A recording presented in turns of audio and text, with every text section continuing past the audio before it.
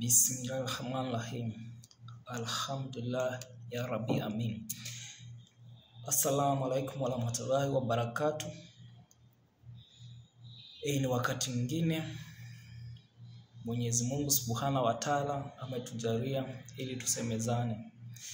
Leo ningetaka tuangalie neno zina ama zina ni nini. Kwa sababu watu wengi wamekuwa wakichanganyikiwa zina ni nini. Na zina ni broad name ama ni jina kubwa, lakini kuna vitu imebeba ndani yake. Yani kuhusu kama venye wewe mwenyewe unaelewa zina ni nini, kivenye huo unaelewa. So zina ni jina ambayo imebeba maneno mengi ndani yake. Kwa nini? Zina, kuna zina yenye unaweza fanya inaitwa sex before marriage. Hiyo ni type of zina. Kuna sex ambayo inaitwa adultery. Adultery iko ndani ya zina, kwa sababu adultery ni wakati mmefanya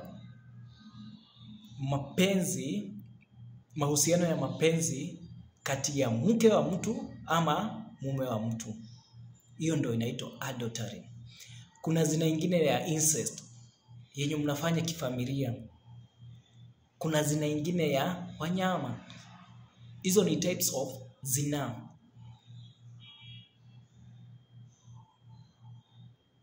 So nilikuwa nataka tuangalie hizi type of zina ni gani ambayo unaweza samehewa,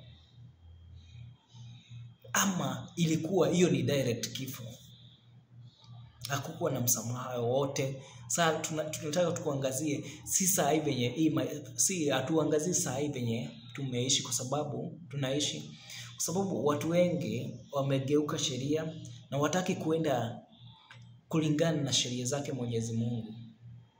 Sitahukumu mtu, kwa sababu pia mazingira yenye tunakaa na venye tumelelewa yametuaffect sana, ama yametudhuru sana, tukajiingizia kwa mambo ambayo tunayafanya tukifikiria si chukizo kwa Mwenyezi Mungu Subhanahu wa Ta'ala, lakini alikuwa ameyakataza. Na kila aina ya zina ilikuwa na thawabu yake ama penalty yake. For instance, tunajua vizuri ungepatikana ukiwa umelala na mke wa mtu, mlikuwa mkufe nyinyi wawili. Ndio hilo jambo lisiwahi jirudia tena. Kila mtu aogope kulala na mke wa mwenzio, na huyo mke wa mwenzio pia aogope kulala na mume wa mwenziwe, sijui mwenziwe hiyo. Na mkifanya hivyo mtaleta kitu inaitwa usafi kwa ndoa, kwa sababu kulalala na wake wa watu, hiyo ni uchafu ambao huo unaleta kwa ndoa. Lakini ukitaka kukuwa na usafi kwa ndoa na ndoa yako ikue takatifu kwa macho ya Allah Subhanahu wa Ta'ala, lazima wewe mwenyewe kama mwanaume uogope kulala na wake za wenyewe, kwa sababu hapo ni kifo unajitafutia. Ndio maana kuna msemo inasemekana mke wa mtu ni sumu. Kwa sababu maana yake ni nini? Sumu kazi yake ni nini? Sumu kazi yake ni kukuua. Wacha tuingie kwa maandiko, tuingie direct kwa Torah. Torah inatuambia aje? Suppose a man meet a woman, a virgin who is engaged. Huyu ni msichana ambaye ako engaged, ameulizwa na mtu fulani, anataka kuolewa, na labda ameshatolewa kitu kidogo, yani mahali ako process ya kuolewa. And he has sexual intercourse with her. If this happen within a town, you must take both of them to the gate of that that town and stone them to the death. The woman is guilty because she did not scream for the help. The man must die because he has violated another man's wife. Kwa hivyo Torah inatuambia aje, unakuanga mke wa mtu wakati umefanyiwa introduction ya kuulizwa, si wakati mmelalanisha. Wakati mtu amekuja amekuambia I'm interested with you, can we do this and this so that we can make marriage, tunaenda introduction hivyo. Sasa hiyo ndio utaratibu wa Mwenyezi Mungu Subhanahu wa Ta'ala alikuwa ameweka, na hiyo mambo tu ilikuwa inafanyika kitambo, lakini siku hizi astaghfirullah, mambo yanafanyika tu venye tu, yani dunia saa hii imechanganyikiwa, yani mambo haiende kwa utaratibu. Huyu ni msichana ameulizwa na jalalo na yeye ni virgin bado, lakini in the eyes of Allah Subhanahu wa Ta'ala huyo msichana ameolewa, na ndio maana wakishikwa wakilala na mtu mwingine si mwenye alikuwa amemuuliza, wanafaa kufa wawili. Msichana juu hakupiga nduru ili aokolewe, huyo mkijana ni aliviolate ama aliingia kwa ndoa ya mtu mwingine. Skiza. But if a man meet an engaged woman out in the country and he rape her, then only the man must die. So kama huyo msichana mwenye ameulizwa wamepatana kwa kichaka hivyo, mahali yani hakuna watu, hata akipiga nduru hawezi sikika, hiyo kitu na ijulikane, huyo mwanaume ndo anafaa kukufa peke yake, kwa sababu chenye amefanya si kizuri. Na kama tungekuwa tunafuata hizo vitu, ungekuwa na hizi stories, sijui mke wako sijui alilalo na nani, hazingekuwa.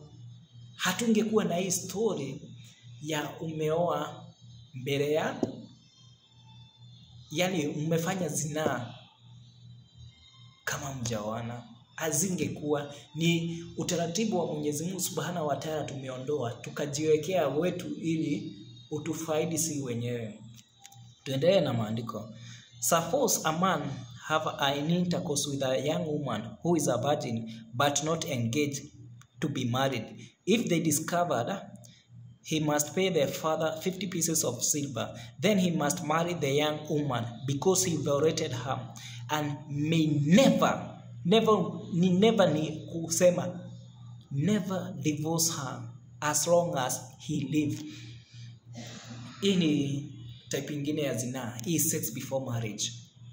Sasa kungejulikana ati sasa mimi nimepatana na msichana ambaye ni virgin, nimeenda nimelala na yeye, na ijulikane sasa mimi ningeenda nilipe babake 50 pieces of silver kwa sababu nimeviolate the right of that girl, na sheria iwekwe. Siku zenye zote nitaishi hii duniani, nisiwahi fikiria kudivorce huyo msichana, nisiwahi divorce huyo msichana, liwe liwalo, huyo ni wangu milele na milele. Astaghfirullah, si venye tunafanya siku hizi. Sasa kama tungekuwa tunafuata hivi, ni watoto wangapi ama ni wasichana wangapi wangekuwa kwa nyumba za mababa zao na bado wako na watoto? Si mnaona kitu yenye inatukosea ni kukosa kufuata sheria za Mwenyezi Mungu Subhanahu wa Ta'ala, kwa sababu hiyo ndo, hii ni process ya to have a good marriage. Kwa sababu akili zako, ukifanya jambo ama ukitaka kufanya zinaa, unakumbuka nikifanya hivi kuna penalty ya hivi, nikifanya hivi kuna penalty ya hivi. So zinaa haiwezi kuwa kwa fikra zetu. Astaghfirullah, mambo saa hii ni opposite. Na ndio maana saa hizi unaona marriages hazisimami, ni kwa sababu tumeondoa njia zake Mwenyezi Mungu Subhanahu wa Ta'ala, tumejiwekea njia zetu, shortcut zetu kwa sababu ya dhambi zetu. Na tukiambiwa turudi kwa sheria za Mwenyezi Mungu Subhanahu wa Ta'ala, wengine wetu wanaona ni mzigo. Astaghfirullah, Mwenyezi Mungu atusamehe. Masalama, tuongee siku nyingine kwa majaliwa.